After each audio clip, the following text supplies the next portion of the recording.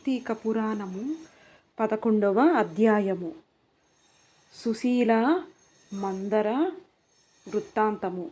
పురాణ శ్రవణ ఫలము.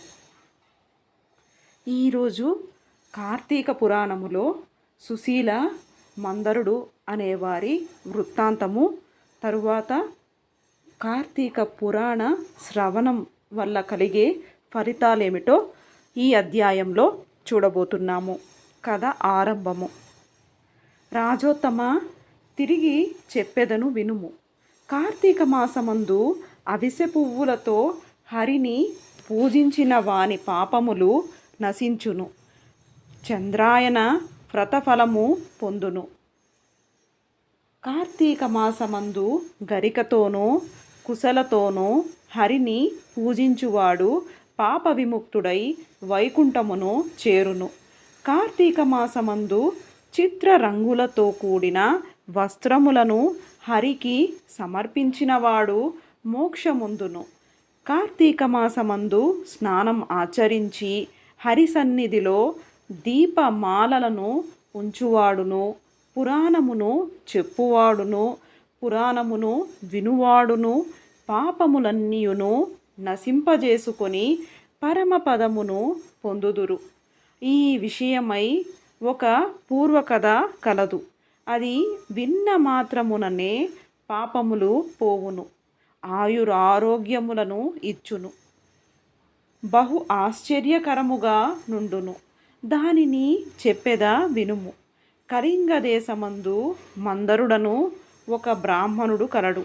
అతడు స్నాన సంధ్యా వందనాదులను విడిచిపెట్టి ఇతరులకు కూలి చేయుచుండెడివాడు. అతనికి మంచి గుణములు కలిగి సుశీల అను పేరుగల ఒక భార్య ఉండెను. ఆమె పతివ్రతయు సమస్త సాముద్రిక లక్షణములతో కూడినదై ఆడవారిలో శ్రేష్ఠురాలై ఉండెను. ఓ రాజా, ఆ సుశీల భర్త దుర్గుణ పూర్ణుడైనను అతని యందు ద్వేషమునుంచక సేవించుచుండెను. తరువాత వాడు వేరైన జీవనోపాయము తెలియక కూలీ జీవనం కష్టమని తలచి కత్తిని ధరించి అడవిలో మార్గము కనిపెట్టుకుని ఉండి ఆ దారిలో వెలుచున్న వారిని కొట్టి వారి ధనములను అపహరించుచు కొంతకాలమును గడిపెను. అట్లు చౌర్యము వలన సంపాదించిన వస్తువులను ఇతర దేశములకు పోయి అమ్ముకుని ఆ ధనముతో కుటుంబమును పోషించుచుండెను.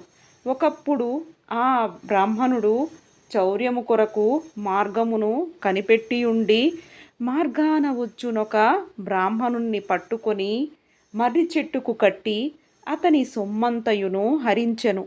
ఇంతలోనే క్రూరుడైన కిరాతకుడొకడు వచ్చి ఆ ఇద్దరు బ్రాహ్మణులను చంపి ఆ ధనమంతయు తాను హరించెను.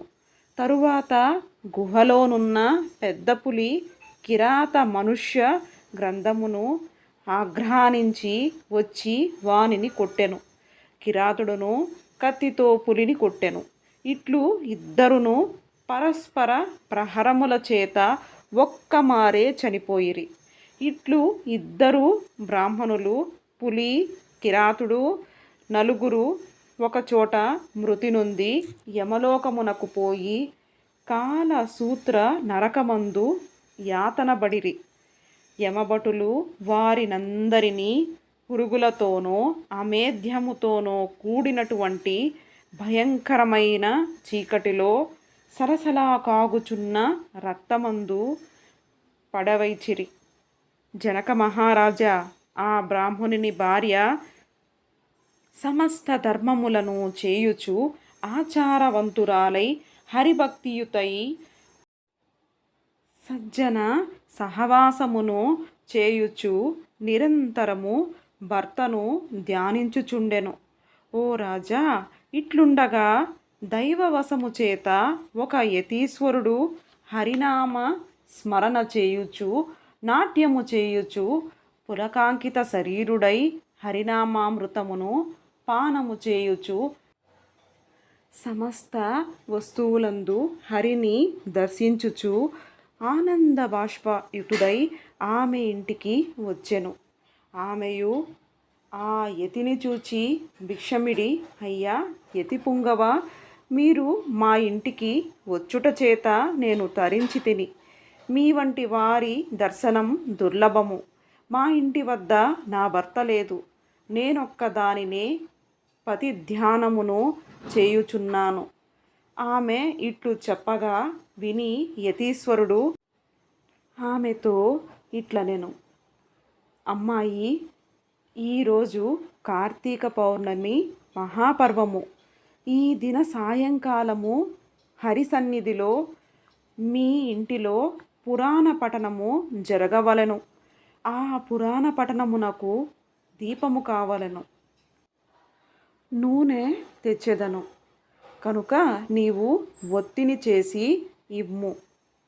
యతీశ్వరుడు ఇట్లు చెప్పగా ఆ చిన్నది విని సంతోషముతో గోమయము తెచ్చి ఆ ఇల్లు చక్కగా అలికినదై అందులో 5 రంగులతో ముగ్గును పెట్టి పిమ్మట దూదిని పరిశుద్ధము చేసినై ఆ దూదిచే 2 ఒత్తులను చేసి నూనెతో యతీశ్వరుని వద్ద వెలిగించి స్వామికి సమర్పించెను.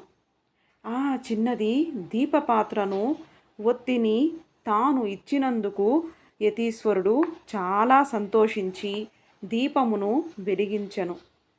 యతియు ఆ దీపమందు హరిని పూజించి మనశ్శుద్ధి కొరకై పురాణ పఠనమును ఆరంభించెను.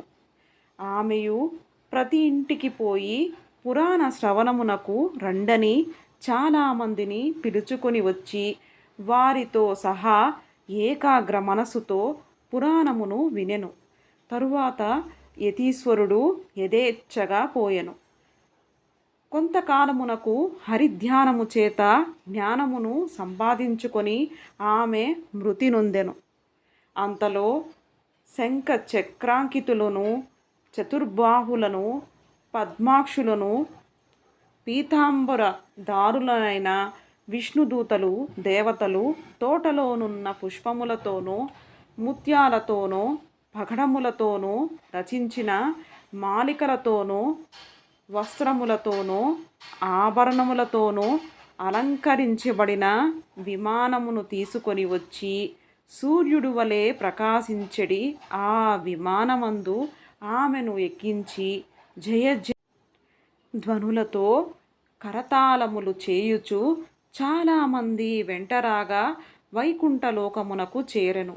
ఆమె వైకుంఠమునకు పోవుచు మధ్య మార్గమందు నరకమును చూచి అచ్చట తన పతి నరకమందు ఉండుటకు ఆశ్చర్యముంది విష్ణుదూతలతో ఇట్లు పలికెను, ఓ విష్ణుదూతలారా, నిమిషమాత్రము ఉండండి.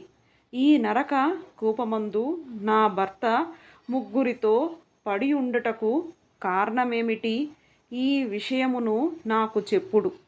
వీడు నీ భర్త. వీడు కూలి చేసియు దొంగతనము చేసియు పరధన అపహరణము చేసినాడు. వేదోక్తమైన ఆచారమును వదిలి దుర్మార్గమందు చేరినాడు. అందువల్ల వీడు నరకము అందున్నాడు. ఈ 2వ బ్రాహ్మణుడు మిత్రద్రోహి, మహాపాతకుడు. ఇతడు బాల్యము నుండి మిత్రుడై ఉన్న వాని ఒకనిని చంపి వాన్ని ధనము అపహరించి ఇతర దేశము పోవుచున్నంతలో నీ భర్త చేత హతుడాయను. అట్టి పాపాత్ముడు గనక ఇతడు నరకమందు పడియున్నాడు.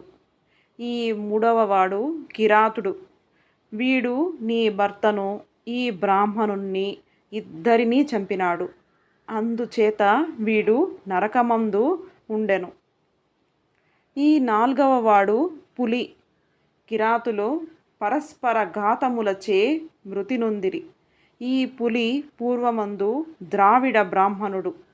ఇతడు ద్వాదశి నాడు భక్ష విచారణ చేయక నూనెతో చేసిన వంటకములను భుజించినాడు. అందుచేత వీడు నరకమందున్నాడు. ఇట్లు 4 నరకమందు యాతనల నొందుచున్నారు. ద్వాదశి నాడు నేయి వాడవలను, నూనె వాడకూడదు. విష్ణుదూతలు ఇట్లు చెప్పగా విని ఆమె, అయ్యలారా, ఏ పుణ్యము చేత మీరు నరకము నుండి ముక్తులు అగుదరని అడిగెను. ఆ మాట విని దూతలు ఇట్లనిరి, అమ్మా, కార్తీక మాసమందు నీ చేత చేయబడిన పుణ్యమందు పురాణ శ్రవణ ఫలమును నీ భర్తకిమ్ము, దానితో వాడు ముక్తుడగును.